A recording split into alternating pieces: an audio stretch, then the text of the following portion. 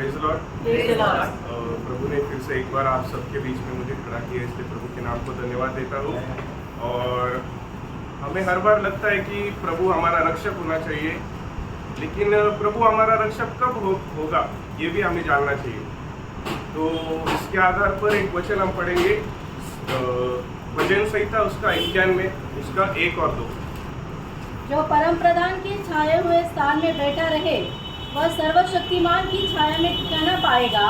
मैं यहोवा के विषय कहूँगा, वह मेरा शरण स्थान और गढ़ है, वह मेरा परमेश्वर है, मैं उस पर भरोसा रखूँगा। Praise Lord. तो प्रभु हमारा रक्षक कब है? जब हम उसके आश्रय में जाते हैं, और जब हम उसके आश्रय में जाते हैं तभी हमें वो संतुष्टि का अनुभव, मतलब वो एक लिंक है। तो इसलिए कि प्रभु हमारा रक्षक होना है तो हमें हर बार प्रभु के आश्रय में जाना चाहिए, उसके शरण स्थान में जाना चाहिए। लेकिन क्या होता है, कई बार हम अपने शरीर पर भरोसा करते हैं और ऐसे सोचते हैं कि यार मतलब हम अच्छा खाना खाते हैं या अच्छा एक्सरसाइज करते हैं तो मतलब हम खुद के बलबूते पर जीवन जी सकते हैं। कई बार मतलब संसार के लोग भी ये सोचते हैं कि हमें प्रभु की ज़रूरत नहीं है, लेकिन ऐसा कोई है नहीं। तो इसलिए हम नीति वचन उसके 28 का 26 में पढ़ेंगे। जो अपने ऊपर भरोसा रखता है वह मूर्ख है। Praise the Lord. तो वचन उनको क्या कहता है कि वो मूर्ख है। तो इसलिए हमें मतलब बहुत ध्यान देकर विचार से प्रभु का आश्रय लेना और खुद पर कभी भी आश्रय नहीं लेना है, क्योंकि जो खुद पर आश्रय लेते हैं उनको प्रभु का वचन क्या कहता है कि वो मूर्ख है। तो अपने आप पर भरोसा बिल्कुल नहीं रखना चाहिए। तो इस अवस्था में हमें क्या करना चाहिए फिर? तो उसके लिए हम एक वचन पढ़ेंगे, नीति वचन उसका 3 अध्याय उसका 5 वचन। तो अपनी समझ का सहारा न लेना, वरन संपूर्ण मन से यहोवा पर भरोसा रखना। Praise the Lord. तो अपने मन पर कभी भी अपना सहारा नहीं लेना है, कभी भी अपने आप में कभी भी हमें आश्रय नहीं करना है। तो प्रभु में आश्रय करना है, प्रभु के मतलब अपनी समझ का सहारा नहीं लेना है, लेकिन प्रभु में हमें आश्रय लेना है। तो हम कुछ लोगों के बारे में आज देखेंगे जिनको प्रभु ने संतुष्टि के अनुभव में रखा था, लेकिन शैतान की चतुराई के कारण वो संतुष्टि के अनुभव से गिर गए। तो इसके लिए हम पढ़ेंगे उत्पत्ति उसका 3 अध्याय और उसका 1 से लेकर 7 तक। यहोवा परमेश्वर ने जितने बनेले पशु बनाए थे उन सब में सर्प धूर्त था। उसने स्त्री से कहा, क्या सच है कि परमेश्वर ने कहा कि तुम इस वाटिका के किसी वृक्ष का फल न खाना? स्त्री ने सर्प से कहा, इस वाटिका के वृक्ष के फल हम खा सकते हैं, पर जो वृक्ष वाटिका के बीच में है उसके फल के विषय में परमेश्वर ने कहा है कि न तो तुम उसको खाना और न उसे छूना, नहीं तो मर जाओगे। तब सर्प ने स्त्री से कहा, तुम निश्चय न मरोगे, वरन परमेश्वर आप ही जानता है कि जिस दिन तुम उसका फल खाओगे उस दिन तुम्हारी आंखें खुल जाएगी और तुम भले बुरे का ज्ञान पाकर परमेश्वर के तुल्य हो जाओगे। तहाँ जब स्त्री ने देखा कि उस वृक्ष का फल खाने के लिए अच्छा और देखने में मनभावन और बुद्धि देने के लिए चाहने योग्य भी है, तब उसने उससे ये तोड़कर खाया और अपने पति को भी खिलाया और उसने भी खाया। तब उन दोनों की आंखें खुल गई और उनको मालूम हुआ कि वे नंगे हैं, इसलिए उन्होंने अंजीर के पत्ते जोड़ जोड़ कर लंगोट बना लिए। प्रभु ने यहाँ पर आदम और हवा को ये आज्ञा दी थी कि मतलब कई प्रकार के फल खाने के लिए प्रभु ने उनको मतलब किया था, योजना किया था अदन की वाटिका में। लेकिन प्रभु ने उनको आज्ञा दी थी कि जो सेंटर में जो पेड़ है ना उसका फल तुम नहीं खाना। और वो आज्ञा को तोड़ने के लिए शैतान ने आदम और हवा को फंसाने का प्रयत्न किया, मतलब हवा के द्वारा आदम को। तो मतलब प्रभु की आज्ञा में ना बने रहते हुए मतलब प्रभु में आश्रय करना चाहिए था, प्रभु का जो आज्ञा था उसका पालन करना चाहिए था, तभी वो आगे बढ़ सकते थे उधर, क्योंकि एक जीवन का पेड़ भी था और एक भले बुरे का ज्ञान का भी वृक्ष का फल था। तो शैतान ने क्या किया कि हवा को बहकाया। परमेश्वर ने क्या किया था कि मनुष्य को एक बहुत विशेष उद्देश्य बनाया था। तो उसके लिए हम एक वचन पढ़ेंगे, उत्पत्ति उसका 1 अध्याय 27-28 वचन। तब परमेश्वर ने मनुष्य को अपने स्वरूप के अनुसार उत्पन्न किया। अपने ही स्वरूप के अनुसार परमेश्वर ने उसको उत्पन्न किया। नर और नारी करके उसने मनुष्य की सृष्टि की। और परमेश्वर ने उनको आशीष दी और उनसे कहा, फूलो फलो और पृथ्वी में भर जाओ और उसको अपने वश में कर लो और समुद्र की मछलियों तथा आकाश के पक्षियों और पृथ्वी पर रहने वाले सब जंतुओं पर अधिकार रखो। Praise the Lord. मनुष्य को प्रभु ने जब बनाया तो उसको मतलब सब पृथ्वी पर राज्य करने के लिए बनाया था। मतलब जो भी जानवर है सब बातों पर राज्य करने के लिए, मतलब एक बहुत भले योजना से मनुष्य की निर्मित परमेश्वर ने की थी। लेकिन क्या हुआ कि शैतान परमेश्वर की बात से बढ़कर शैतान की बात पर जब भरोसा मनुष्य ने किया तो वो गिर गया। और उसने क्या किया, परमेश्वर का भरोसा जो था मनुष्य के ऊपर वो तोड़ दिया। तो इस अवस्था में क्या होता है कि उत्पत्ति उसका दूसरा अध्याय और उसका 15 से 17 वचन पढ़ेंगे। और यहोवा परमेश्वर ने आदम को लेकर आदम की वाटिका में रख दिया कि वह उसमें काम करे और उसकी रक्षा करे। और यहोवा परमेश्वर ने आदम को यह आज्ञा दी, तू वाटिका के सब वृक्षों का फल बिना खटके खा सकता है, पर भले या बुरे के ज्ञान का जो वृक्ष है उसका फल तू कभी न खाना, क्योंकि जिस दिन तू उसका फल खाएगा उसी दिन अवश्य मर जाएगा। यहाँ पर परमेश्वर ने मनुष्य को, आदम और हवा को क्लियर आज्ञा दिया था कि ये वृक्ष का जो सेंटर में है, जो आदम की वाटिका में एकदम मध्य भाग में है, उसका फल तुम नहीं खाना। लेकिन ये आज्ञा को तोड़ने के लिए शैतान ने प्रयास किया और हवा को बहकाया। तो इस अवस्था में हम आगे और एक वचन पढ़ेंगे, उसका 18-19। फिर यहोवा परमेश्वर ने कहा, आदम अकेला रहना अच्छा नहीं, मैं उसके लिए एक ऐसा सहायक बनाऊंगा जो उससे मेल खाए।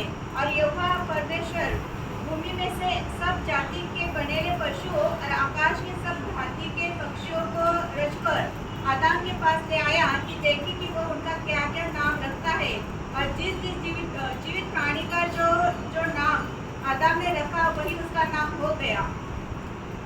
तो मतलब आदम ने सबका नाम रखा। और आदम जिस को बुलाता था, जिस प्राणी को बुलाता था, तो वो प्राणी अपने आप आता था और उसकी बात सुनता था।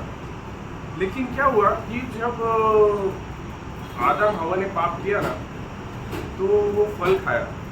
और जिस बात के लिए मनुष्य को निर्मित किया था परमेश्वर ने कि मनुष्य इन प्राणियों पर राज करे, तो जब उसने वो फल खाया और आज्ञा तोड़ दी, तो उसके बाद पहले तो शेर को बुलाता था तो शेर आता था, लेकिन जब आज्ञा तोड़ दी तो वो शेर का स्वभाव भी जो है उसका शिकार करने का स्वभाव हो गया, मनुष्य को शिकार करने।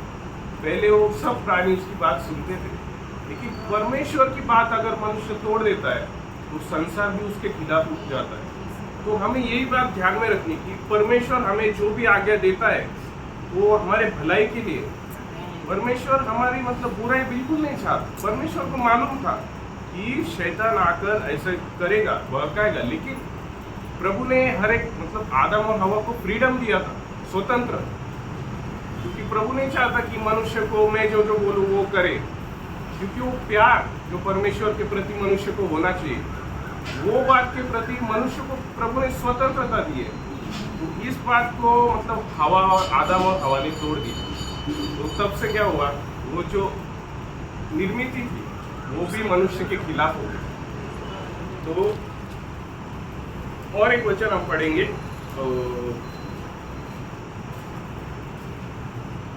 निर्गमन उसका 15 अध्याय और उसका 6 वचन। हे यहोवा, तेरा दाहिना हाथ शक्ति में महाप्रतापी हुआ। हे यहोवा, तेरा दाहिना हाथ शत्रु को चकनाचूर कर देता है।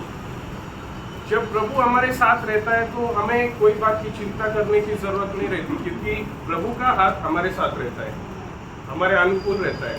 तो हमारे प्रतिकूल कौन है?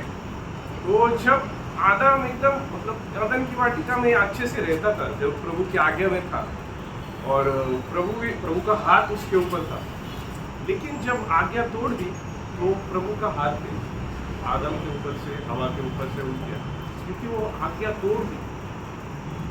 प्रभु है ना, कई बार हम लोगों को मतलब वचन में तो दिया है, वचन ही अभी हमारे लिए आगे है, तो वो वचन में बने रहना वो हमारा कर्तव्य है। क्योंकि अगर हम वचन से बाहर जाते, शैतान यही ट्राई करता है कि हम वचन से फिसलना चाहिए, लेकिन हमें हर बार पवित्र आत्मा में भरना चाहिए, प्रभु से विनती करनी चाहिए कि प्रभु मैं आपके अधीन होता हूँ, प्रभु को समर्पण होना चाहिए। क्योंकि शैतान है ना, हर बार अपने कैसे न कैसे रीति से गिराने का मतलब कोशिश करते ही रहता है, वो कभी थकता ही नहीं। वो हर एक आदमी का स्टडी करते रहता है, इसको इसकी मतलब क्या कमजोरी है, इसकी क्या कमजोरी है, तो उसको क्या कैसे गिराना चाहिए। तो शमशोन को अलग रीति से गिराया है, किसी को और को, आदम हवा को और किसी रीति से गिराया है, वो हर एक आदमी का स्टडी करते रहते हैं। और वो उसके पास कैसे आधा मतलब शैतान ने क्या किया था, वो स्वर्गदूतों को बहकाया 1/3, तो उधर से प्रभु ने शैतान को नीचे गिराया, तो उसके साथ वो दूध भी आए, तो अभी वो दूध भी शैतान का कार्य करने के लिए तत्पर रहते, लेकिन अपने विश्वासी वो इतने तत्पर नहीं, ना सुसमाचार सुनाने में, ना लोगों को गवाही देने में। लेकिन शैतान के जो दूत है, और शैतान उसको मालूम है कि अपना समय कम है, वो ज्यादा से ज्यादा क्या कोशिश करता है कि कितने लोगों को, मैं अकेला नहीं नरक में जाऊंगा। अभी नरक किसके लिए बना है? शैतान के लिए और उसके दूतों के लिए बना है। अभी शैतान का क्या स्वभाव है कि मैं अकेला नहीं जाऊंगा, सबको। प्रभु किससे ज्यादा प्रेम करता है? मनुष्य से, मंडली से। तो शैतान का यही उद्देश्य है कि मंडली को, फिर मंडली में आए, लेकिन हर एक व्यक्ति आत्मिक नहीं है, तो जो आत्मिक नहीं है उसका भी इस्तेमाल शैतान कभी कभी करता है कई लोगों को गिराने के लिए। तो हमें हर पल सतर्क रहना है, कभी भी शैतान को अवसर नहीं देना है। और हम आगे पढ़ेंगे कि यशायाह उसका 41 अध्याय और उसका 10 वचन। मत डर, क्योंकि मैं तेरे संग हूँ, इधर उधर मत ताक, क्योंकि मैं तेरा परमेश्वर हूँ। मैं तुझे दृढ़ करूँगा और तेरी सहायता करूँगा, अपने धर्ममय दाहिने हाथ से मैं तुझे संभाले रहूँगा। मनुष्य को जब परमेश्वर ने बनाया तो राज्य करने के लिए बनाया था, और राज्य करने के लिए बनाया था तो प्रभु का हाथ उसके ऊपर था, और वो संतुष्टि के अनुभव में था। क्योंकि मनुष्य के लिए जो लगने वाला है, खाने के लिए, पीने के लिए, वो मनुष्य के लिए प्रभु ने पहले से ही बना के रखा था। तो मनुष्य को क्या क्या जरूरत है, भूखा नहीं रहना चाहिए या प्यासा नहीं रहना चाहिए, इसलिए मनुष्य के लिए जो चाहिए वो सब बना के रखा। लेकिन क्या हुआ, वो संतुष्टि के अनुभव में मनुष्य था तभी, आदम हवा संतुष्टि के अनुभव में थे, लेकिन शैतान भी उनको देख रहा था। ऐसे नहीं कि शैतान भूल गया या शैतान दूर है, ऐसे नहीं, शैतान हमारे पास ही रहता है, वो हमें हर पल देखते रहता है। तो वो देख रहा था कि यार ये लोग बहुत संतुष्ट है, बहुत आनंदी है, प्रभु ने इनको बनाया है, नहीं क्या। तो उसको बहुत जलन हुई, तो उसने एक बार मतलब हर बार तो वो हवा को मिलते रहेगा और उसको फुसलाते रहेगा, उससे अच्छी दोस्ती की हवा से। और बराबर उसने चांस जब आया तो अभी हवा वो पेड़ के पास कैसे गई, इतना ही बड़ा एदेन बाग है, बराबर वो पेड़ के पास गई, और बराबर शैतान उधर ही था, और वो भले बुरे का ज्ञान का वृक्ष उधर ही था। उसने क्या किया, डायरेक्टली हवा को अप्रोच नहीं किया कि हवा को ये ऐसे ऐसे कर। उसने परमेश्वर ने जो आज्ञा दी थी, परमेश्वर ने जो वचन दिया था, तो उसको उसके आगे जाके मतलब बोला कि तुम लोग परमेश्वर के जैसे हो जाओ। परमेश्वर नहीं चाहता तुम उसके जैसे हो जाओ, ऐसे उनको बताया, मतलब झूठ मिलाकर। परमेश्वर ने जो बताया वो सत्य है, परमेश्वर सत्य है, लेकिन शैतान ने क्या किया, परमेश्वर की बात से बढ़कर मनुष्य को यकीन दिलाता है शैतान। वही हवा के बारे में किया। परमेश्वर ने उनको कहा था कि एदन की वाटिका में वो वृक्ष है, उसका फल तुम नहीं खाना, क्योंकि बाकी के फल है, बाकी के पेड़ है, वो क्या कम है क्या। संतुष्टि के अनुभव में प्रभु ने रखा था इंसान को, लेकिन वो संतुष्टि के अनुभव से उसको कैसे गिराना है वो शैतान का काम था। तो ऐसे ही और एक जन के बारे में हम देखेंगे, पहले राजा उसका 3 अध्याय उसका 3-4 वचन। सुलेमान यहोवा से प्रेम रखता था और अपने पिता दाऊद की विधियों पर चलता तो रहा, परंतु वह ऊंचे स्थानों पर भी बलि चढ़ाया और धूप जलाना करता था।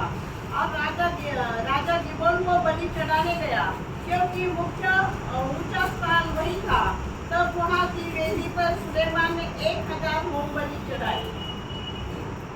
अभी आदम हवा की केस में हमने क्या देखा कि वो लोग गिर गए, वो लोग संतुष्टि के अनुभव में थे, लेकिन क्या हुआ, जो मसीह में या प्रभु में जो संतुष्टि थी ना, वो बात से लेकर शैतान ने क्या किया, बाहरी बातों की ओर, संतुष्टि का अनुभव की ओर मनुष्य को लेके गया।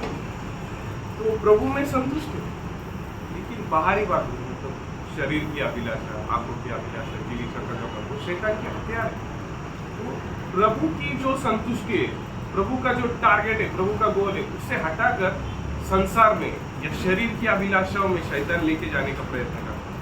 वही केस में यहाँ पर क्या हुआ, सुलेमान, वापस एक बार पढ़ेंगे वचन। सुलेमान यहोवा से प्रेम रखता था और अपने पिता दाऊद की विधियों पर चलता तो रहा, परंतु वह ऊंचे स्थानों पर भी बलि चढ़ाया और धूप जलाया करता था। तो प्रियो, हम एक बात देखते हैं कि सुलेमान का जो पिता दाऊद था, वो प्रभु का बहुत प्रिय था, और उसको जो पुत्र हुआ सुलेमान, उससे भी प्रभु बहुत प्रेम करता था। और इसलिए प्रभु ने मंदिर बनाने के लिए भी दाऊद को नहीं, लेकिन सुलेमान को नियुक्त किया, क्योंकि दाऊद ने बहुत लहू बहाया था, बहुत लड़ाइयाँ की थी, और दाऊद के राज्य में शांति नहीं थी। लेकिन सुलेमान को प्रभु ने चुना था मंदिर बनाने के लिए, और सुलेमान को हर प्रकार, हर डायरेक्शन से प्रभु ने शांति दी थी, ना उसके दुश्मन थे, ना कोई था। तो उस अवस्था में प्रभु ने क्या किया था, प्रभु ने सुलेमान को दर्शन दिया था, और सुलेमान को कहा था कि जैसे तेरा पिता दाऊद मेरी विधियों पर चलता था। वापस एक बार पढ़ेंगे उसका 5 वचन। गिबोन में यहोवा ने रात को स्वप्न के द्वारा सुलेमान को दर्शन देकर कहा, जो कुछ तू चाहे कि मैं तुझे दूं, वह मांग। सुलेमान ने कहा, तू अपने दास मेरे पिता दाऊद पर बड़ी करुणा करता रहा, क्योंकि वह अपने को तेरे सम्मुख जानकर तेरे साथ सच्चाई और धर्म और मन की सिलाई से चलता रहा। और उसने यहाँ तक उस पर करुणा की थी कि उसे उसकी गद्दी पर विराजने वाला एक पुत्र दिया है, जैसा कि आज वर्तमान और 9 तक पढ़ेंगे। और अब हे मेरे परमेश्वर यहोवा, तूने अपने दास को मेरे पिता दाऊद के स्थान पर राजा किया है, परंतु मैं छोटा लड़का सा हूँ, जो भीतर बाहर आना जाना नहीं जानता। फिर तेरा दास तेरी चुनी हुई प्रजा के बहुत से लोगों के मध्य में है, जिनकी गिनती बहुतायत के मारे नहीं हो सकती। तू अपने दास को अपनी प्रजा का न्याय करने के लिए समझने की ऐसी शक्ति दे कि मैं भले बुरे को परख सकूं, क्योंकि कौन ऐसा है कि तेरी इतनी बड़ी प्रजा का न्याय कर सके। प्रिय, यहाँ पर हम देखते हैं कि स्वयं परमेश्वर ने सुलेमान को दर्शन दिया था और उसको पूछा था कि तेरी इच्छा क्या है। तो आम इंसान क्या पूछेगा कि मुझे धन चाहिए, मुझे वैभव चाहिए, मुझे शक्ति चाहिए बहुत। लेकिन यहाँ पर जब परमेश्वर सुलेमान को पूछता है उसकी इच्छा क्या है, तब उसकी इच्छा सुनकर प्रभु प्रसन्न हो जाता है और प्रभु उससे बहुत प्रीति करने लगता है, क्योंकि उसने संसार की कोई बात नहीं मांगी, लेकिन उसके लोगों के ऊपर न्याय करने के लिए। और वो तो छोटा सा लड़का था, वो कितना नम्र स्वभाव उसके वचन से दिखता है कि मैं तो एक छोटा सा लड़का हूँ, मैं तेरे लोगों के ऊपर न्याय कैसे कर सकता, मैं अंदर बाहर करना भी नहीं जानता। प्रभु वो नम्रता का स्वभाव, वो प्रभु को बहुत प्रसन्न किया प्रभु। तो इसलिए प्रभु ने क्या किया, उसके 10 से पढ़ेंगे हम आगे। इस बात से प्रभु प्रसन्न हुआ कि सुलेमान ने ऐसा वरदान मांगा है। तब परमेश्वर ने उससे कहा, इसलिए कि तूने ये वरदान मांगा है, और न तो दीर्घायु, न धन, न अपने शत्रुओं का नाश मांगा है, परंतु समझने की विवेक का वरदान मांगा है। इसलिए सुन, मैं तेरे वचन के अनुसार करता घमंड देता हूँ, यहाँ तक कि तेरे समान न तो तुझसे पहले कोई कभी हुआ और न बाद में कोई भी होगा। फिर जो तूने नहीं मांगा अर्थात धन और महिमा, वह भी मैं तुझे यहाँ तक देता हूँ कि तेरे जीवन भर कोई राजा तेरे तुल्य न होगा। 14। फिर यदि तू अपने पिता दाऊद के समान मेरे मार्गों पे चलता हुआ मेरी विधियों और आज्ञाओं को मानता रहेगा, तो मैं तेरी आयु को बढ़ाऊंगा। Praise the Lord।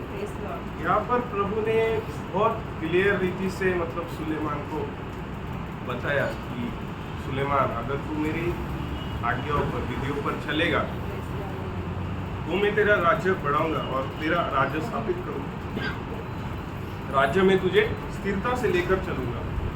लेकिन क्या हुआ, हम आगे जब देखते हैं, सुलेमान बहुत अच्छी रीति से चल रहा था, बहुत अच्छी रीति से न्याय भी करता था।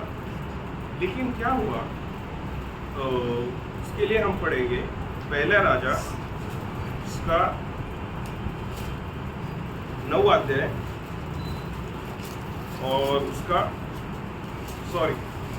8 अध्याय उसका 22-23। शल्मुनाने इस्रायलाच्या सर्व मंडळी देखत परमेश्वराच्या वेदीसमोर उभे राहून आकाशाकडे हात पसरले. तो म्हणाला, हे परमेश्वरा, इस्रायलाच्या देवा, वर आकाशांत व खाली पृथ्वीवर तुझ्या समान कोणी देव नाही, जे तुझे सेवक जीवे भावे तुझ्या समोर वर्ततात, त्यांच्याशी तू आपल्या करारानुसार व दयेने वर्ततोस. तो हिंदी में उसका 23 पढ़ेंगे। हे इस्राएल के परमेश्वर, तेरे समान न तो ऊपर स्वर्ग में और न नीचे पृथ्वी पर कोई ईश्वर है। तेरे जो दास अपने संपूर्ण मन से अपने को तेरे सम्मुख जानकर चलते हैं, उनके लिए तो अपनी वाचा पूरी करता है और करुणा करता रहता है। सुलेमान को प्रभु ने जब दर्शन दिया, उसके बाद जब सुलेमान ये प्रभु से प्रार्थना करता है और प्रभु के प्रति मतलब जो मन, उसका जो दिल था, वो नम्रता का स्वभाव था उसके अंदर, एक नम्रता का स्वभाव, एक आधीन होने का, प्रभु का आश्रय लेकर चलने का। वो कभी ऐसे नहीं सोचता था, लेकिन क्या करता था कि प्रभु का आश्रय लेकर जो राज्य भी करता था, तो राज्य अपनी बुद्धि से करता था क्या? नहीं, प्रभु ने जो उसको बुद्धि दी थी ना, वो बुद्धि के बलबूते पर वो राज्य करता था, क्योंकि उसने प्रभु से वो मांग के लिया कि तेरे लोगों पर मैं कैसे राज करूं। आगे अभी हम देखते हैं कि सुलेमान को प्रभु का दर्शन हुआ और सुलेमान को बहुत आशीष दी प्रभु ने और उसको बुद्धि दी अच्छी रीति से न्याय करने की। सुलेमान बहुत अच्छी रीति से न्याय करता था। फिर हमने पढ़ा कि सुलेमान ने प्रभु से प्रार्थना की। फिर क्या हुआ आगे, उसका 9 अध्याय 1 से 3। जब सुलेमान यहोवा के भवन और राजभवन को बना चुका और जो कुछ उसने करना चाहा था उसे कर चुका, तब यहोवा ने जैसे गिबोन में उसको दर्शन दिया था, वैसे ही दूसरी बार भी उसे दर्शन दिया। यहोवा ने उससे कहा, जो प्रार्थना गिड़गिड़ाहट के साथ तूने मुझसे की है, उसको मैंने सुना है। यह जो भवन तूने बनाया है, उसमें मैंने अपना नाम सदा के लिए रखकर उसे पवित्र किया है, और मेरी आंखें और मेरा मन नित्य वहीं लगे रहेंगे।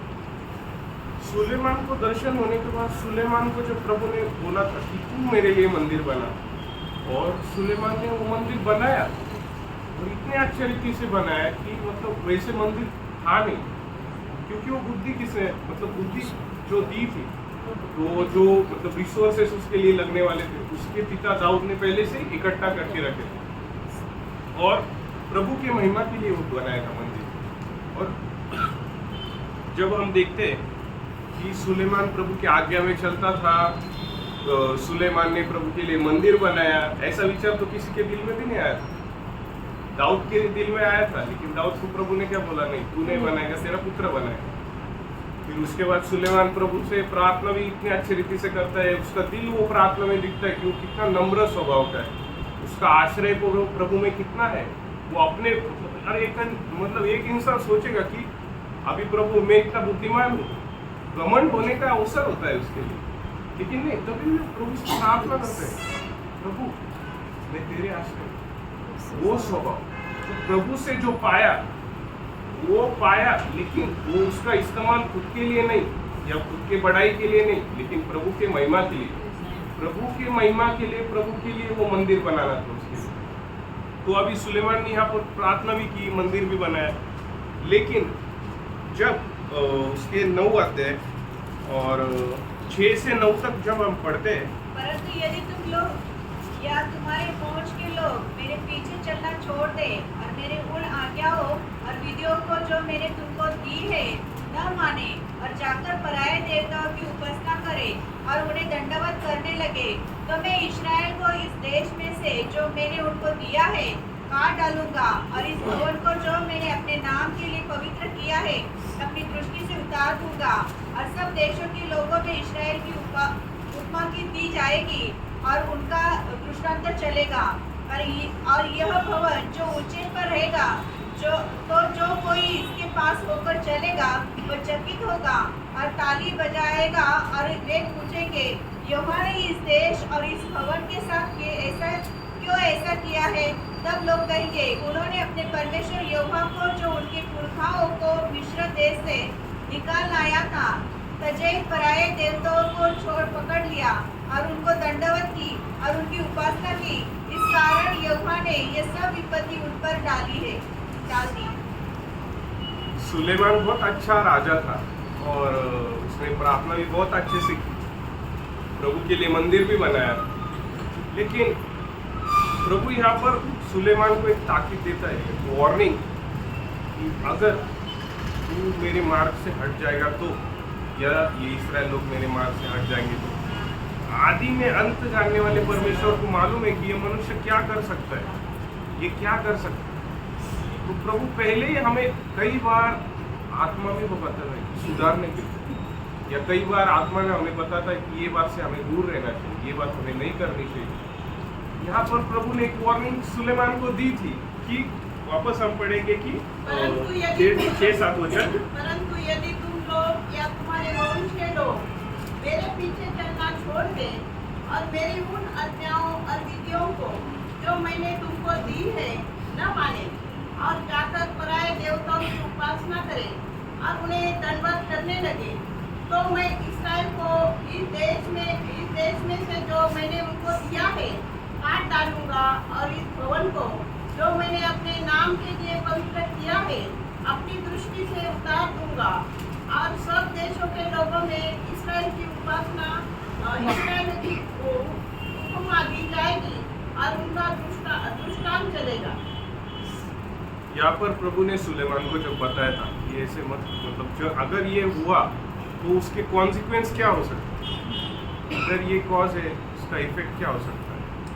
तो सुलेमान इतना बुद्धिमान था, सुलेमान को बुद्धि प्रभु ने दी थी, लेकिन उसको ये नहीं समझा कि अगर मतलब ये क्लियर वार्निंग थी। अभी हम देखने जा रहे हैं कि उसने क्या किया। पहले राजा उसका 11 अध्याय और उसका 1 से 6। परंतु राजा सुलेमान फिरौन की बेटी और बहुत सी विजातीय स्त्रियों से जो मोआबी, अम्मोनी, अदोनी, सिदोनी और हित्ती थी प्रीति करने लगा। वे उन जातियों की थी जिनके विषय में यहोवा ने इस्राएलियों से कहा था, तो उनके मध्य में न जाना और न वे तुम्हारे मध्य में आने पाए। वे तुम्हारे मन अपने देवताओं की ओर निसंदेह फेरेंगी। उन्हीं की प्रीति से सुलेमान लिप्त हो गया। उसने 700 रानियां और 300 रखिलियां हो गई थी और उसकी इन स्त्रियों ने उसका मन बहका दिया। अतः जब सुलेमान बूढ़ा हुआ तब उसकी स्त्रियों ने उसका मन पराये देवताओं की ओर बहका दिया और उसका मन अपने पिता दाऊद के समान अपने परमेश्वर यहोवा पर पूरी रीति से न रहा। सुलेमान तो सिदोनियों की अस्तोरेत नामक देवी और अम्मोनियों के मिल्कोम नामक घृणी देवता के पीछे चला। इस प्रकार सुलेमान ने वह किया जो यहोवा की दृष्टि में बुरा है और यहोवा के पीछे अपने पिता दाऊद के समान पूरी रीति से न चला। उन दिनों में सुलेमान ने यरूशलेम के सामने के पहाड़ पर मोआबियों के कमोश नाम घृणी देवताओं के लिए और अम्मोनियों के मोलेक नामक घृणी देवताओं के लिए एक ऊंचा स्थान बनाया और अपनी सब विजातीय स्त्रियों के लिए भी जो अपने देवताओं को धूप जलाती और बलि 11 अध्याय का उसका 2 वचन वापस से एक बार पढ़ेंगे धीरे धीरे। वे उन जातियों की थी जिनके विषय में यहोवा ने इस्राएलियों से कहा था, तुम उनके मध्य में न जाना और न वे तुम्हारे मध्य में आने पाए। वे तुम्हारे मन अपने देवताओं की ओर निसंदेह फिरेगी। उन्हीं की प्रीति में सुलेमान मृत हो गया। प्रियो, जब हमने आदम और हवा के बारे में जब सुना तो कुछ कनेक्शन है। यहाँ पर प्रभु सुलेमान को आज्ञा दे रहा है कि उनके बीच में नहीं जाना है और वो नहीं करना है, लेकिन सुलेमान ने वही किया। वैसे ही उत्पत्ति में 2 अध्याय 15, 16, 17 वचन। जब यहोवा परमेश्वर ने आदम को लेकर अदन की वाटिका में रख दिया कि वह उसमें काम करे और उसकी रक्षा करे, और यहोवा परमेश्वर ने आदम को यह आज्ञा दी, तू वाटिका के सब वृक्षों का फल बिना खटके खा सकता है, आगे पर भले या बुरे का ज्ञान जो ज्ञान का वृक्ष है उसका फल तू कभी न खाना, क्योंकि जिस दिन तू उसका फल खाएगा उस दिन अवश्य मर जाएगा। यहाँ पर आदम हवा को बोला था कि तुम वो भले और बुरे के ज्ञान के वृक्ष का फल ना खाना, और यहाँ पर सुलेमान को क्या बोला कि अन्य जातियों की इसमें नहीं जाना, उनसे विवाह नहीं करना। मतलब 2 बार प्रभु यहाँ पर आज्ञा देता। आदम और हवा को ये आज्ञा दी, सुलेमान को भी आज्ञा दी। लेकिन वही हुआ जो हवा की केस में हुआ। परमेश्वर के मतलब राज्य में आदम और हवा संतुष्ट थे, लेकिन शैतान ने क्या किया, वो संतुष्टि के अनुभव से उनको हटाने का कोशिश किया और हटाया, उनके जीवन में पाप लाया। और जो आत्मा उनका जीवन था ना, तो जीवित आत्मा था, वो क्या हुआ, पाप करने के कारण मर गया, क्योंकि उन्होंने क्या किया, परमेश्वर की बात पर अविश्वास किया। यहाँ पर भी क्या हुआ, सुलेमान ने क्या किया, सुलेमान को सब बातें प्रभु ने दी, सब बातें कभी किसी राजा को नहीं मिली होगी, उतनी बुद्धि सुलेमान को दी थी, लेकिन वो प्रभु के राज्य में संतुष्ट भी था। संतुष्टि के अनुभव में सुलेमान को प्रभु ने रखा था, जैसे आदम और हवा को रखा था, संतुष्टि के अनुभव में रखा था। सुलेमान को भी संतुष्टि के अनुभव में रखा था।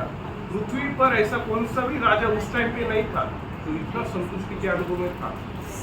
लेकिन क्या हुआ, वापस वही, जैसे आदम और हवा को बहकाया वैसे ही सुलेमान को भी बहकाया। लेकिन यहाँ पर कैसे बहकाया, उसका आगे हम पढ़ेंगे। वापस से क्या किया उसने, पतन कैसे हुआ उसका 3 से लेकर 7 से वापस। उसके साथ सब प्राणियां और 300 रखैलियां हो गई थी, और उनकी इन स्त्रियों ने उसका मन बहका दिया। अतः जब सुलेमान बूढ़ा हुआ तब उसकी स्त्रियों ने उसका मन पराये देवता की ओर बहका दिया, और उसका मन अपने पिता दाऊद के समान अपने परमेश्वर यहोवा पर पूरी रीति से लगा न रहा। क्या सुलेमान ने पहले मूर्ति पूजा की थी? नहीं की थी। वो प्रभु का भय मानकर चलता था, वो प्रभु का प्रिय था, और इसलिए प्रभु ने उससे प्रसन्न होकर उसको इतनी बुद्धि दी थी, उसका राज्य इतना अच्छे से किया था। और फिर भी बाद में भी जब मतलब वो रानियां उसके जीवन में आने से पहले भी वो मूर्ति पूजा नहीं करता था, इतना ये नहीं था। लेकिन पाप के लिए जब एक द्वार खोलता है, शैतान क्या करता है, वो आदमी डायरेक्टली पाप में नहीं फंसता है। शैतान का एक प्रोसीजर है, वो बहुत होशियार है, वो डायरेक्टली उसको मालूम है अब ये बुद्धिमान है, और ये बुद्धि किसने दी है, इसको फंसाना इतना आसान है क्या। शैतान आदम के पास आया क्या, हवा के पास आया, मार्ग द्वार। शैतान डायरेक्टली सुलेमान को मूर्ति पूजा करने के लिए नहीं ये कर सकता था, इसलिए उसने क्या किया, उसके जीवन में ऐसे रानियां अन्य जातियां भेज दी, अन्य जाति की रानियां। अभी उसको जरूरत थी क्या, प्रभु ने उसको संतुष्ट किया था, अगर ठीक है, अगर उसको जरूरत भी थी तो अपनी जाति के कम थे क्या। लेकिन प्रभु ने क्या किया था, उसको वार्निंग पहले दिया था, हमने पढ़ा वचन, लेकिन वो वचन का अविश्वास सुलेमान ने किया, वचन का अविश्वास। प्रभु ने जो आज्ञा दी थी ये नहीं करना, ये नहीं करना, लेकिन मनुष्य क्या करता है, वही करने का प्रयास करता है। और शैतान हमें हर बार देखते रहता है कि अब इसको कैसे गिराऊं, और सुलेमान को गिराने के लिए चांस शैतान को मिल गया। और क्या हुआ, वो जो अन्य जाति स्त्रियां थी ना, वो एक द्वार थी सुलेमान के जीवन में पाप का प्रभाव होने के लिए। तो क्या हुआ, आगे हम पढ़ेंगे। सुलेमान को सीदोनियों के अस्तोरेत नामक देवी और अमोनियों के बिल्कोम नामक बूढ़ी देवता के पीछे लगा। इस प्रकार सुलेमान ने वह किया जो यहोवा की दृष्टि में बुरा है, और यहोवा के पीछे अपने पिता दाऊद के समान पूरी रीति से न चला। 8 तक। उन दिनों में सुलेमान ने यरूशलेम के सामने के पहाड़ पर मोआबी के कमोश नामक बूढ़ी देवताओं के लिए और अमोनियों के मोलेक नामक बूढ़ी देवताओं के लिए एक ऊंचा स्थान बनाया, और अपनी सब विजातीय स्त्रियों के लिए भी जो अपने अपने देवताओं को धूप जलाती और बलिदान करती थी, उसने ऐसा ही किया। देखो ये राजा कितना बुद्धिमान था, लेकिन ये राजा को निर्बुद्धि कर दिया शैतान। 1 मिनट, प्रभु की बुद्धि, प्रभु ने बुद्धि दी थी ना उसको, ये शैतान ने कैसे ट्राई किया, बाप रे, मतलब कुछ गिरा ही दिया उसको और उसको मूर्ति पूजा करने के लिए लगाया। शैतान डायरेक्टली हमें पाप करने के लिए आत्मिक अवस्था देखता है हर एक की शैतान, और वो हर एक की आत्मिक अवस्था के हिसाब से स्टडी करता है इसको कैसे गिराना है। अभी सुलेमान इतना बुद्धिमान है, इसको ऐसे डायरेक्टली अपन नहीं गिरा सकते। तो उसने क्या किया, उसके रानियों का, उपरानियों का इस्तेमाल किया और उसको मूर्ति पूजा करने के लिए लेकर गया। शैतान क्या करता है, मतलब हमें ना शैतान को बिल्कुल अवसर नहीं देना चाहिए। शैतान तो फिराक में रहता ही है कि इंसान को कैसे गिराना है, इसकी आत्मिक जीवन को कैसे तोड़ना है, उसके लिए शैतान रुका हुआ ही है। लेकिन हमें प्रयास करना है, प्रभु के अधीन होना है, प्रभु को समर्पण करके हमारा जीवन व्यतीत करना है, क्योंकि शैतान हमारे लिए शिकार करने के लिए हर पल तैयार रहता है। और हमें भी नहीं पता रहता है कि अभी सुलेमान को पता था क्या कि मैं पाप करूंगा, मूर्ति पूजा करूंगा। उसने अवसर दिया, उसको लगा नहीं मैं तो सिर्फ शादी कर रहा हूँ ना अन्य जाति की स्त्रियों से। लेकिन क्या उसको व्यवस्था मालूम नहीं थी, प्रभु की मालूम थी। उसको प्रभु ने पहले ही वार्निंग भी दी थी, लेकिन वो वार्निंग को भी भूल गया। हम एक वचन पढ़ेंगे, इफिसियों उसका 4 अध्याय और उसका 27 वचन। और मैं शैतान को अवसर दूं। शैतान को अवसर ना दो, शैतान को अवसर ना दो, क्योंकि शैतान हमें गिराने के लिए या एक मसीह व्यक्ति को गिराने के लिए हर पल तैयार रहता है। और वो कैसे गिराएगा वो हमको भी नहीं पता चलेगा, क्योंकि क्या होता है कि कई बार हम अनजाने में क्या करते हैं कि शैतान के लिए द्वार खोल देते। जैसे क्या हुआ था कि काइन को प्रभु ने क्या बोला था कि पाप द्वार पर खड़ा है, उसकी लालसा तेरी और है, उसे अवसर मत दे। लेकिन क्या हुआ, उसने सुना क्या प्रभु की बात? नहीं सुना उसने। इससे क्या होता है हमारे जीवन में ना, हमको ऐसे लगता है कि मैं अभी बहुत आत्मिक व्यक्ति हूँ, मैं बहुत प्रार्थना करता हूँ, मैं बहुत प्रभु के समीप हूँ, प्रभु मेरे से बहुत प्रेम करता है, तो शैतान मेरा कुछ नहीं कर सकता। लेकिन शैतान फिराक नहीं रहता कि हर मसीह व्यक्ति या प्रभु के जो पास आना चाहता है ना, उसको गिराने के लिए शैतान योग की दृष्टि, मतलब योग की ओर दृष्टि शैतान ने की। तो प्रभु ने पूछा, क्या तूने मेरे दास योग को देखा? वैसे हर एक व्यक्ति, मसीह व्यक्ति हो, आत्मिक जीवन में जो बढ़ना चाहता है, तो उसको गिराने के लिए शैतान हर पल प्रयास करते रहते। तो हमें क्या करना है, सतर्क रहना है कि शैतान की ये युक्तियों में नहीं आना है। हमें भी प्रभु ने होशियारी दी है, लेकिन वो होशियारी पर निर्भर नहीं रहना। स्वर्ग का जो ज्ञान है, संसार का ज्ञान नहीं, जो होशियारी है वो स्वर्ग की होशियारी। प्रभु ने जो हमें ज्ञान दिया है वो ज्ञान में हमें बने रहना है, प्रभु का आश्रय हर बार करना है। जैसे पहले वचन में हमने क्या पढ़ा था कि वापस एक बार पढ़ेंगे, भजन संहिता उसका 91 उसका 1 और 2। जो परम प्रधान की छाए हुए स्थान में बैठा रहे, वह सर्वशक्तिमान की छाया में ठिकाना पाएगा। मैं यहोवा के विषय कहूँगा, वह मेरा शरण स्थान और गढ़ है, वह मेरा परमेश्वर है, मैं उस पर भरोसा रखूँगा। आमीन। आमीन। जब प्रभु हमारा रक्षक होना है तो हमें क्या करना है? प्रभु का आश्रय लेना है। और जब प्रभु का आश्रय लेते तो ऑटोमेटिकली हम वो संतुष्टि के अनुभव में आ जाते हैं। हमें अपने आप प्रयास करने का बिल्कुल जरूरत नहीं है। हमारा काम क्या है कि प्रभु का आश्रय लेना, प्रभु के शरण स्थान में आना, क्योंकि वो हमारा पिता है और उसे मालूम है कि हमारी जरूरतें क्या है। जैसे आदम हवा के बारे में उसको मालूम था कि इनको क्या क्या लगेगा, खाने के लिए लगेगा, पीने के लिए लगेगा, तो प्रभु ने उनके लिए प्रबंध हर बात का करके रखा। इसी प्रकार प्रभु आज हमारा पिता है, तो उसे मालूम है कि हमारी जरूरतें क्या क्या है। हम प्रार्थना विनती तो करते हैं लेकिन प्रभु को मालूम है क्योंकि वो हमारा पिता है। तो हमें हमारा एक ही कर्तव्य है कि प्रभु का आश्रय करना। और शैतान का क्या काम है कि प्रभु में जो हम आश्रय कर रहे हैं ना, वो बात से लेकर हमें संसार की बातों में आश्रय ले, कि संसार का ज्ञान, संसार की बुद्धि, वो बात पे शैतान लेके जाने की प्रयास करता है।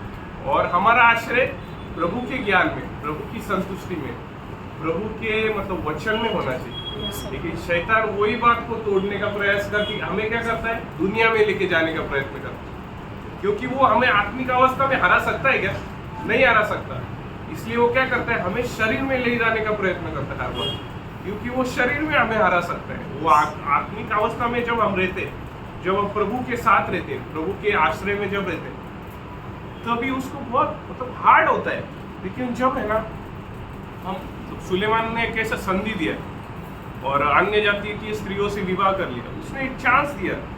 जैसे कभी भी हमें ना अनजाने में बहुत बार शैतान को चांस दे देते हैं, और शैतान क्या करता है? फिर हमें गिराने का प्रयास करता है। हम एक और वचन पढ़ेंगे, याकूब उसका पहला अध्याय और उसका 14-15 वचन। परंतु प्रत्येक व्यक्ति अपनी ही अभिलाषा से खींचकर और फंसकर परीक्षा में पड़ता है। फिर अभिलाषा गर्भवती होकर पाप को जनती है, और पाप जब बढ़ जाता है तो मृत्यु को उत्पन्न करता है। परंतु प्रत्येक व्यक्ति अपनी ही अभिलाषा से खींचकर फंसकर परीक्षा में पड़ता है। मतलब इसलिए प्रभु कहता है कि मेरे अधीन हो जाओ, मेरा आश्रय करो, अपने आप पर आश्रय मत करो। नहीं तो क्या होगा? शैतान को बहुत इजी होता है। मतलब मनुष्य अगर सपोज रास्ते पर चल रहे तो एक पिता अपने बेटे को लेकर चल रहा है और वहाँ पे बहुत सारे कुत्ते, तो पिता जब उसका हाथ पकड़ के चलता है तो वो निर्दोष चलता है, उसको कोई टेंशन नहीं, कोई बात का टेंशन नहीं है, क्योंकि उसको पता है कि अपना पिता अपने साथ है।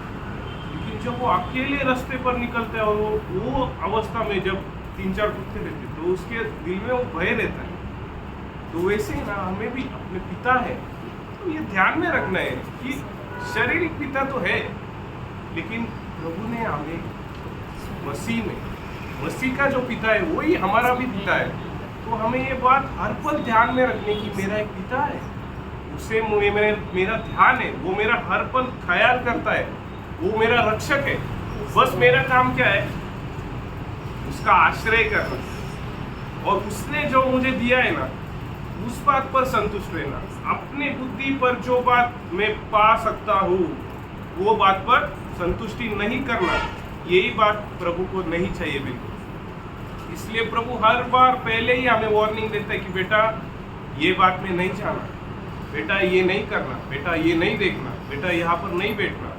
तो तभी हमें सुनना है। कई बार हम क्या कर देते हैं कि नहीं यार ये तो सबकॉन्शियस माइंड होगा मेरा, ये आत्मा नहीं होगा, तो हम क्या करते हैं? निग्लेक्ट कर देते हैं और सुनते नहीं और फंस जाते हैं और पाप करके बैठ जाते हैं। तो गलती किसकी है? हमारी है। प्रभु ने हमें इंटीमेशन दिया था पहले कि ये हो सकता है, लेकिन हमने क्या किया? प्रभु का वचन का, तब वो अवस्था में हम क्या करते? प्रभु के वचन का अविश्वास करते, जैसे हवा ने भी, आदम हवा ने किया, जैसे सुलेमान ने किया। तो ऐसे ही कंडीशन में हम भी कई बार प्रभु ने जो हमें बताया, प्रभु कई बार आत्मा में हमें कई बात बताता है, लेकिन हम क्या करते हैं? प्रभु की बात पर अविश्वास करते हैं। तो प्रियो, सच्चा जो संतुष्टि का अनुभव है वो इस संसार में है क्या? नहीं। इस संसार में नहीं। तो सच्चा संतुष्टि का अनुभव एक मसीह व्यक्ति के लिए कहाँ पर है? प्रभु की उपस्थिति में, प्रभु की उपस्थिति या मसीह में है। प्रभु पिता ने हमें मसीह में रखा है और उसने हमें संतुष्टि के अनुभव में रखा है। लेकिन शैतान क्या करता है? वो संतुष्टि के अनुभव से हमें बाहर करने के लिए, हमें तोड़ने के लिए, इसको कैसे वो संतुष्टि के अनुभव से बाहर निकल, तो वो क्या करता है? संसार की बातें, शरीर की अभिलाषा, आंखों की अभिलाषा, जीविका का घमंड, ये बार बार हमारे सामने लाते रहता है। तो वो अवस्था में क्या होता है? जो व्यक्ति आत्मा में, वो जो व्यक्ति आत्मिक है, वो क्या हो जाता है? शारीरिक बन जाता है, शरीर में आ जाता है और क्या करता है? अपने ही अभिलाषा में फंसकर पाप को जाता है। तो वैसे ही जब हम शरीर की अभिलाषा में जाते तो पाप करके बैठते और प्रभु का अविश्वास करते। लेकिन हम ये बात नहीं सोचते कि ये बात से प्रभु को दुख होता है। ये जो बातें पुराने नियम में हुई, वो बातें हमें दृष्टांत के रूप से प्रभु ने दी। तो अभी इतना बुद्धिमान राजा वो भी फंस गया, आदम हवा भी फंस गए। ऐसे कितने लोग हैं पुराने नियम में, वो फंस गए। तो ये जो लोग हैं, ये हमारे लिए प्रभु ने दृष्टांत के रूप से रखे। और अभी तो उनमें तो पवित्र आत्मा तभी नहीं था, लेकिन अभी तो हमारा उद्धार करके प्रभु ने पवित्र आत्मा हमारे अंदर रखा है, जो हमें बार बार बोलते रहता है, बार बार बोलते रहता है और हमें वो पाप नहीं करने देता है।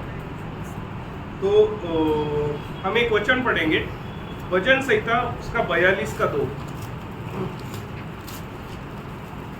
जीवित ईश्वर, हाँ परमेश्वर का मैं प्यासा हूँ, मैं कब जाकर परमेश्वर को अपना मुंह दिखाऊंगा। आमीन। यहाँ पर लेकर क्या कहता है? जीवित परमेश्वर का मैं प्यासा हूँ। और एक वचन हम पढ़ेंगे, यूहन्ना उसका 4 अध्याय और उसका 13-14 पद। यीशु ने उसको उत्तर दिया, जो कोई यह जल पिएगा वह फिर प्यासा होगा, परंतु जो कोई उस जल में से पिएगा जो मैं उसे दूंगा, वह फिर अनंत काल तक प्यासा न होगा, वरन जो जल मैं उसे दूंगा वह उसमें ऐसा एक सोता बन जाएगा जो अनंत जीवन के लिए उमड़ता रहेगा। Praise the Lord. प्रभु जो देता है ना, वो संतुष्टि का अनुभव अनंत काल के लिए, वो हमें क्या प्रदान करता है? अनंत जीवन प्रदान करता है।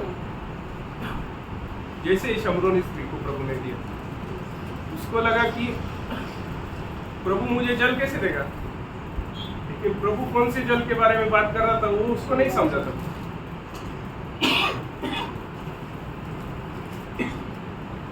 और एक वचन हम पढ़ेंगे, यूहन्ना उसका 7 अध्याय उसका 37 वर्ष। पर्व के अंतिम दिन, जो मुख्य दिन है, यीशु खड़ा हुआ और पुकार कर कहा, यदि कोई प्यासा हो तो मेरे पास आए और पिए। प्रभु अपने चाहने वालों से या प्रेम करने वालों से, अपने मंडली से कहता है कि मेरे पास आओ, जो भी जरूरत है मुझे बताओ, मैं तुम्हें संतुष्ट करूंगा।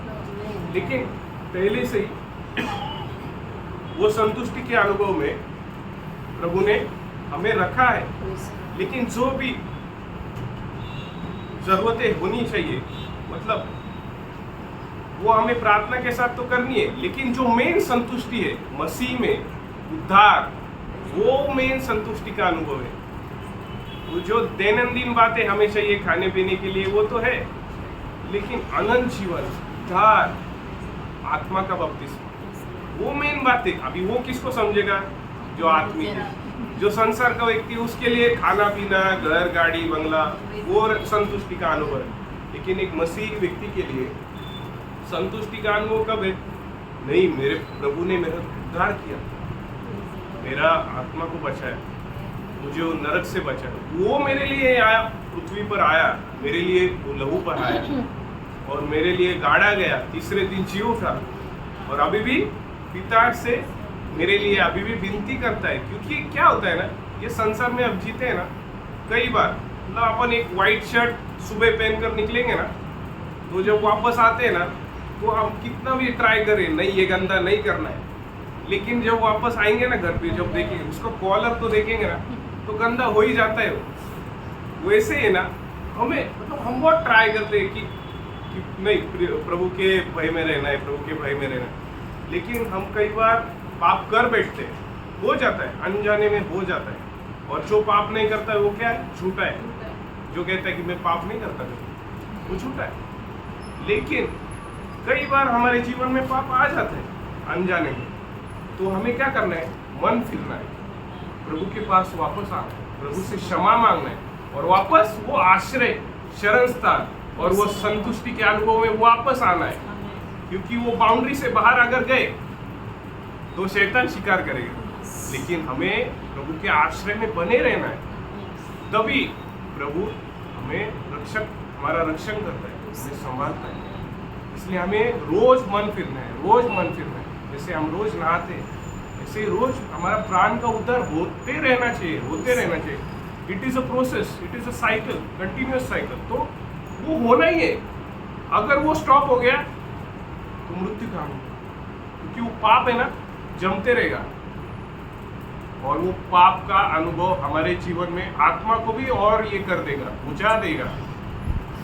वो हमें यही बात को ध्यान में रखकर कि हमें प्रभु में आश्रय करना है। हमारा संतुष्टि कहाँ पर होना चाहिए? संसार में नहीं, तो प्रभु में होना चाहिए, जिसने हमसे इतना बड़ा प्रेम किया और अपने प्रिय पुत्र को हमारे लिए दिया। उसने कोई चिंता नहीं की, उसने कोई मतलब देखा नहीं कि मैं अपने एकलौते पुत्र को दे रहा हूँ। क्यों दिया? हमारे भाई ने कल बोला, ब्रदर पॉल ने, कि प्रभु यीशु मसीह को वो क्रूस पर 3 किलो ने जकड़ के रखा था क्या? उनमें वो सामर्थ है क्या कि सृष्टिकर्ता को जकड़ के रखे? नहीं है, उनमें सामर्थ वो नहीं है। लेकिन मंडली के प्रति जो प्रेम है ना, अगर मैं इनको नहीं बचाऊंगा तो ये लोग कहाँ पे जाएंगे? नरक में जाएंगे। वो प्रेम, इस बात के लिए प्रभु आया, और वो किलो से नहीं, वो हमारे प्रेम के खातिर वो क्रूस पर लड़ा। हमने गलत विचार किया, इसलिए प्रभु के इस पे दिमाग में वो मतलब कांटे का मुकुट रखा गया, उसको जोर से ठोका।